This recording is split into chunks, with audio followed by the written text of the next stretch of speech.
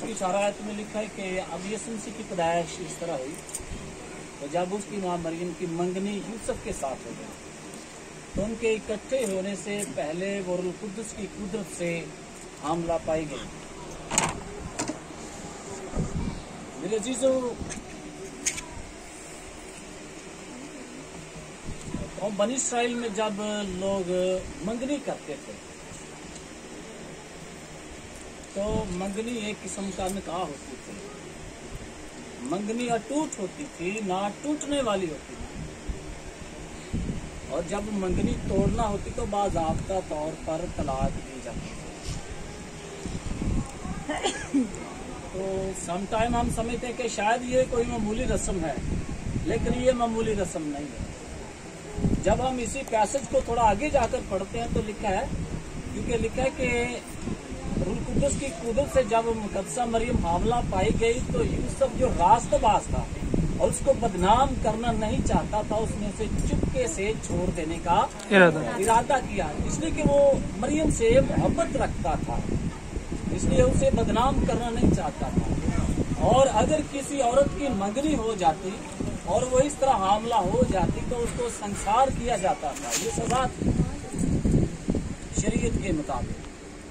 लिहाजा हम देखते हैं कि यूसुफ जो है वो इन बातों का अपने दिल में भी सोच ही रहा है। तो खुदा के फरिश्ता ने उसे कहा कि ऐ यूसुफ इब्ने दाऊद, अपनी बीवी मरियम को अपने यहाँ ले आने से ना डर, क्योंकि जो कुछ उसके पेट में है वो रूह कुद्दुस की कुदरत से है। तो देखते हैं कि फरिश्ता आगे बढ़कर उसको उसकी बीवी कह रहा है। तो कौम बनी इस्राइल में जब मंगनी हो जाती थी तो मैं समझता हूँ कि रुखसती ही सिर्फ रह जाती थी। और देखते हैं कि जब फरिश्ता उससे हम कलाम होता है तो वो फरिश्ते के कहने के मुताबिक अपनी बीवी मरियम को अपने यहाँ ले आता है। सो बच्चों, बात करने का मकसद ये है कि मंगनी जब होती है तो ये शोहर और बीवी का जो अज़दवाजी रिश्ता है वो कायम हो जाता है। और इसको हम रूहानी तौर पर समझने की कोशिश करें, लेकिन याद रखें कि हमारे मुआशरे में अक्सर ऐसा नहीं करते लोग। उनसे अगर बात बिगड़ गई तो मंगनी तोड़ देते हैं, मंगनी की अहमियत को नहीं समझते। लेकिन मंगनी जो है कलाम के मुताबिक तो बहुत अटूट रिश्ता बन जाता है इसके बाद। तो इसलिए, लेकिन अगर जिस तरह खुदा के कलाम में लिखा है कि भी खुदा ने दुनिया से ऐसी मोहब्बत रखी कि उसने अपना इकलौता बेटा बख्श दिया ताकि जो कोई इस पर ईमान लाए हलाक ना हो बल्कि हमेशा की जिंदगी पाए। तो इसलिए ये बाप की मोहब्बत है जो उसने बेटे के वसीला से हम पर अंडेल दी है। तो इसलिए हम सबों को भी चाहिए कि हमारे जो रिश्ते हैं इसकी बुनियाद मोहब्बत पर रखें। अगर मंगनी की रस्म है तो इसकी बुनियाद मोहब्बत पर हो। इसलिए खुदा का बंदा यूहन्ना कहता है कि ऐ चीजों आओ हम एक दूसरे से मोहब्बत रखें, क्योंकि मोहब्बत खुदा की तरफ से है, मोहब्बत खुदा है। और जो मोहब्बत नहीं रखता वो खुदा को नहीं जानता। तो इसलिए हमारी जो सारी रसूमात हैं इनकी बुनियाद जो है ये मोहब्बत पर होनी चाहिए। और जब मोहब्बत होगी तो मैं समझता हूँ कि सब कुछ अच्छा हो जाएगा।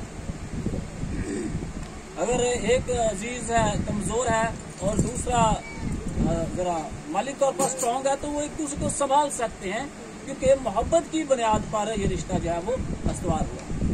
तो इसलिए मोहब्बत की चंद खूबियां खुदा का बंदा पौलुस रसूल किस तरह बयान करता है, यहाँ पर लिखा है, अगर मैं आदमी और फरिश्तों की जुबानें बोलूं, पहला करते उसका 13वां बाब, अगर मैं आदमी और फरिश्तों की जुबानें बोलूं और मोहब्बत ना रखूं तो मैं ठनठनाता पीतल या जनजनाती झांझ हूं।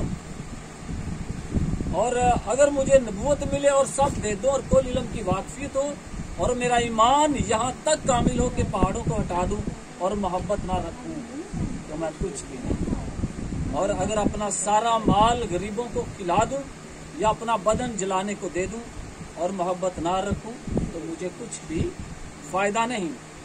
और मोहब्बत की खूबियां यूं बयान की गई है, मोहब्बत साबर है और मेहरबान है। मोहब्बत हसद नहीं करती, मोहब्बत शेखी नहीं मारती और फूलती नहीं, नाज़ेबा काम नहीं करती, अपनी बेहतरी नहीं चाहती, झंझलाती नहीं, बदगुमानी नहीं करती, बदकारी से खुश नहीं होती, बल्कि रास्ते से खुश होती है।